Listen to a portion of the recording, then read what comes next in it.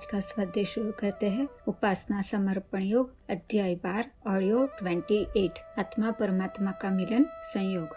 स्वाध्याय शुरू करने से पहले दिव्य शक्तियों और गुरु तत्व का आवाहन कर लेते हैं।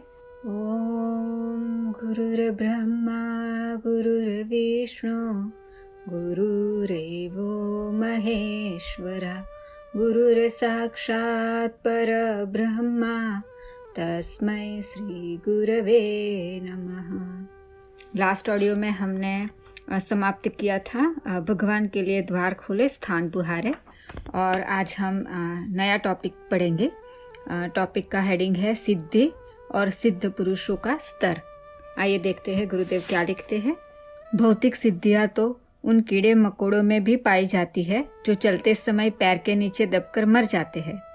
मक्खी आकाश में उड़ सकती है, बतख पानी पर चल सकती है, मछली जल में रह सकती है, गीढ़ दूर तक देख सकता है, मकड़ी को वर्षा का भविष्य ज्ञान रहता है, जुगनू का तेज चमकता है, सर्पदंश से क्षण भर में मृत्यु होती है। कहते हैं नीलकंठ पक्षी के दर्शन से लक्ष्मी मिलती है। दर्द बंद करने में छिपकली का तेल काम आता है। गिरगिट कई तरह के रूप बदलता है। यदि इन्हीं सिद्धियों को प्राप्त करने के लिए साधना की जाए तो सफलता के अंतिम शिखर पर चढ़ते चढ़ते वहीं पहुंचा जा सकता है जहां यह कीड़े मकोड़े पहले से ही पहुंचे हुए हैं। हाँ, सिद्धि के बारे में गुरुदेव कहते हैं जब हम छोटे थे ना तो जो गणपति बापा का वो कोई स्तोत्र आता था जिसमें कहते थे गणपति बापा आओ साथ में रिद्धि सिद्धि लाओ, है ना। तो हम रिद्धि सिद्धि बचपन से सुनते थे, लेकिन हमें इतना ही पता था कि रिद्धि एंड सिद्धि का मतलब वो गणपति बापा की पत्नियां थी, रिद्धि और सिद्धि। लेकिन बहुत समय बाद जब हमने ये गुरुदेव की बुक्स पढ़ी ना, फिर पता चला रिद्धि किसे कहते हैं और सिद्धि किसे कहते हैं। तो यहाँ पे गुरुदेव सिद्धि के बारे में बता रहे हैं। जैसे हम देखते हैं ना कि कई लोग चमत्कारी बाबा होते हैं जो चमत्कार करते हैं, जिसके पास छोटी मोटी सिद्धियां होती है। कोई पानी पे चल सकता है ना, कोई हवा में उड़ सकता है। अभी आप देखो तो ऑडियो बना कर लोग भेजते हैं। कुछ लोग हवा में उड़ते हुए दिखाई देते हैं, है ना, पानी पे चलते हुए दिखाई देते हैं। फिर किसी के पास ऐसा ज्ञान होता है कि वो दूर दूर का देख लेता है, मतलब उसको भविष्य के बारे में पता चल जाता है। कोई ऐसा होता है जिसको पहले से पता चल जाता है आगे क्या होने वाला है। फिर अगर कहते हैं कि किसी के अगर कोई सिद्ध बाबा को आप देखोगे तो उसके चेहरे पे एक चमक सी रहती है, बहुत चमकीला चेहरा रहता है ना, तेजो वाले बहुत अच्छा रहता है। तो गुरुदेव कहते हैं कि ये छोटी छोटी जो सिद्धियां है ना, वो तो पशु पक्षियों के और कीड़े मकोड़ों के पास भी रहती है, वो उसमें कोई बड़ी बात नहीं है। हम लोग ऐसे चमत्कारी सिद्धियों को इतना महत्व दे देते हैं कि उसके सामने भगवान को हम छोटा बना देते हैं। तो गुरुदेव यहाँ लिखते हैं कि जो लोग पूजा पाठ उपासना साधना करते ही है ताकि उनको ऐसी सिद्धियां मिल जाए, जैसे हवा में से हाथ घुमा के कुछ निकाल दिया, है ना। कुछ बाबा ऐसे होते हैं कि हाथों में से सोना निकाल देते हैं, फ्रूट्स निकाल देते हैं, ऐसे चमत्कार करते हैं। तो ये कोई बड़ी बात नहीं है, ये छोटी मोटी सिद्धियां है जो कीड़ों मकोड़े के पास भी होती है। इसके सामने प्रभु के सामने इसकी कोई वैल्यू नहीं है, ऐसा गुरुदेव कहते हैं। आइए आगे पढ़ते हैं। लोगों को कौतूहल दिखाकर अपनी विशेषता सिद्ध करने की आत्मश्लाघा पूरी करने की ही यदि हविस हो तो इसके लिए इतनी कष्ट साध्य गतिविधि अपनाने और सामान्य सुख सुविधाएं छोड़ने की तनिक भी आवश्यकता नहीं है। लोगों को अचंभे में डालने का काम बाजीगर बड़ी अच्छी तरह करते हैं। वे इतनी अलौकिकताएं दिखाते हैं कि आश्चर्यचकित होना पड़ता है। यह कला कुछ भी मुश्किल नहीं है। हाथ की सफाई का अभ्यास थोड़े दिनों में हो जाता है और बाजीगरी सिखाने वाले उन रहस्यों को सीख भी सकते हैं। हाँ, गुरुदेव कहते हैं कि ऐसी सिद्धियां पाने के लिए, पानी पे चलने के लिए या हवा में उड़ने के लिए, भविष्य का ज्ञान पाने के लिए, अपने को चमकीला बनाने के लिए, जो छोटी छोटी सिद्धियां, हाथों की करामत करके बहुत सारी चीजें निकाल लेनी, ये जो सारी सिद्धियां है ना, वो कौतूहल, लोगों को खुश करने के लिए, लोगों को कौतूहल पैदा करते हैं। लोगों के सामने ऐसा कुछ करने की कोशिश करते हैं कि लोग खुश हो जाए और पैसे दे दे, है ना। और सिर्फ इतनी सी छोटी सी चीज पाने के लिए वो साधना करते हैं, पूजा पाठ करते हैं, अपनी सारी सुख सुविधाएं छोड़ते हैं, कितने कितने दिन तक जंगल में घूमते हैं। क्यों? क्योंकि उनको ऐसी छोटी मोटी सिद्धियां चाहिए जिससे लोगों को वो अचंभित कर पाए, है ना। तो गुरुदेव कहते हैं इसके लिए इतनी सारी मेहनत करने की कोई जरूरत नहीं है। ऐसी छोटी छोटी चीज़ों के लिए साधना करने की, उपासना करने की कोई ज़रूरत नहीं है। वो तो बाजीगर का खेल है। आप कुछ ही दिनों में ऐसे ही हाथों की करामत करके सीख जाओगे, अगर लोगों को खुश करने के लिए ही वो सब चाहिए तो। आगे बढ़ते हैं। देखना यह है कि इससे अपना क्या लाभ हुआ और क्या दूसरों का हित सधा। बहुत बहुत सही, ये क्वेश्चन पूछना बहुत ज़रूरी है कि ये सारी सिद्धियाँ अगर हमें मिल जाती है तो उससे हमें कुछ लाभ होता है क्या? क्या लाभ होता है?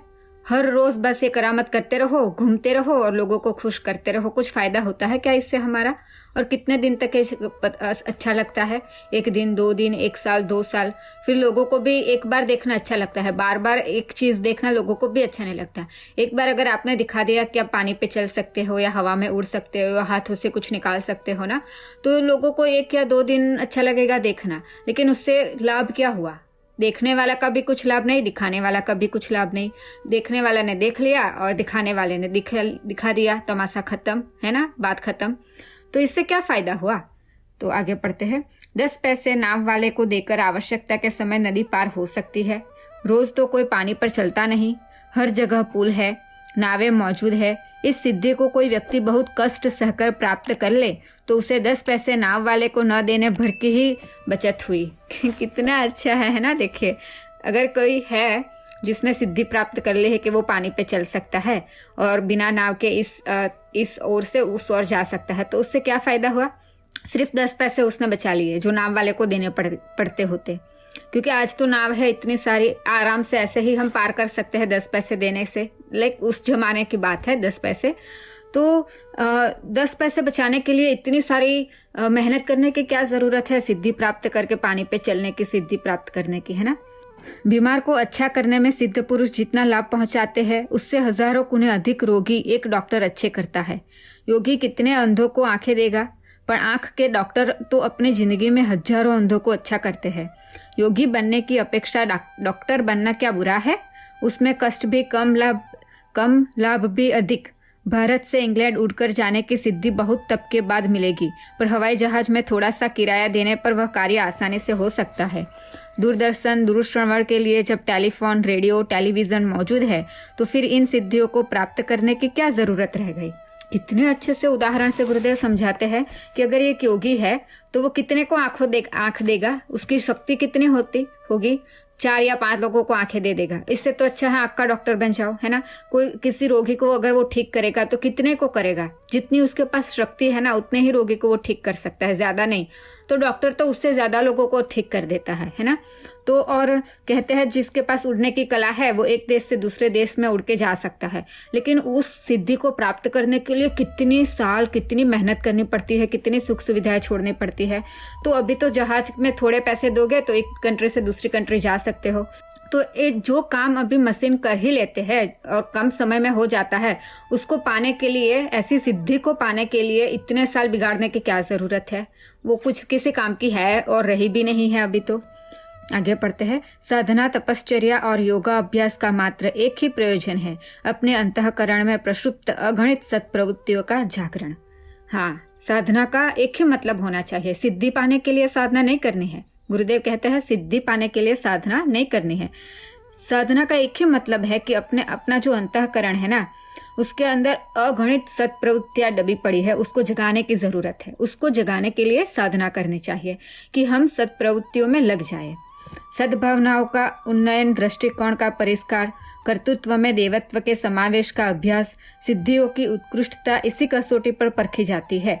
इसी से अपना भला होता है और इसी से संसार का। हाँ, अगर साधना आप इसलिए कर रहे हो कि आपके अंदर जो राक्षस बैठा है और आपके अंदर जो बहुत सारे दुर्गुण है और हमारे अंदर, वो निकल जाए और हमारा हृदय, हमारा अंतःकरण इतने अच्छे अच्छे कार्यों करने के लिए सारी सत्प्रवृत्तियों का जागरण कर दे, है ना। तो इससे क्या होगा? खुद का तो लाभ होगा, साथ में पूरे संसार का लाभ होगा। हमारे आसपास रहने वाले आड़ोसी पाड़ोसी, हमारे जो परिवार है, फैमिली है, उससे भी आगे जाके पूरे संसार को उसका फायदा हो सकता है, अगर हम साधना करके अपनी सत्प्रवृत्तियों को जगा दे तो। आगे पढ़ते हैं। आत्मा को परमात्मा के साथ जोड़ देना, अंतःकरण को प्रेम से लबालब भर देना, निश्चल निर्मलता विकसित करना और लोक मंगल के लिए आत्मोत्सर्ग करना, यह सिद्धियां जिसके पास है, असल में वही सच्चा और उच्च कोटि का सिद्ध पुरुष है। बहुत अच्छा। कौन है सबसे ज्यादा उच्च पुरुष, उच्च कोटि का?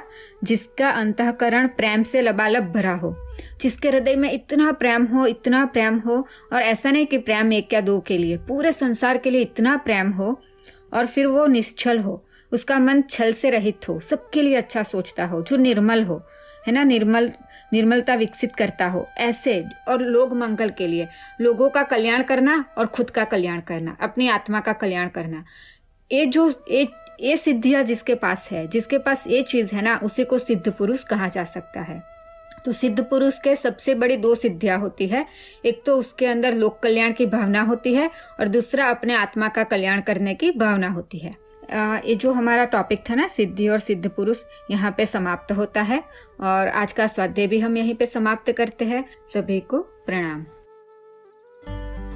हमारे YouTube चैनल को सब्सक्राइब करें और बेल आइकन को दबाकर ऑल पर क्लिक करें ताकि नोटिफिकेशंस आपको मिलती रहें।